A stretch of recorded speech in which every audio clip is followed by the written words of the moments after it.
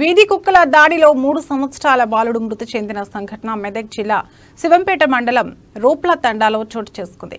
తండాకు చెందిన లావణ్య ఓపియ దంపతుల కుమారుడు నితిన్ 3 సంవత్సరాల బాలుడు ఇంటి నుండి బయట ఆడుకుంటుండగా వీధి కుక్కలు ఒక్కసారిగా దాడి చేయడంతో బాలుడిని నర్సాపూర్ ప్రభుత్వ ఆసుపత్రికి తీసుకొచ్చారు. వైద్యులు చికిత్స చేసిన ఫలితం లేకుండా పోయింది. ఈ సందర్భంగా వైద్యులు అప్పటికే బాలుడు మృతి చెందాడని తెలిపారు. ఇప్పటికైనా అధికారులు స్పందించి తండాలలో గ్రామాలలో కుక్కల బెడద నుండి కాపాడాలని పలువురు కోరుతున్నారు.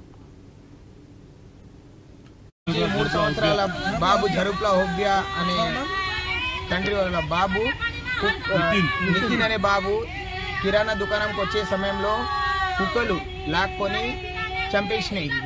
వీధి కుక్కలే సీరియస్లీ మొత్తం ప్రాణాలే, ఆల్రెడీ శ్వాస లేదు, అక్కడే ప్రాణాలు.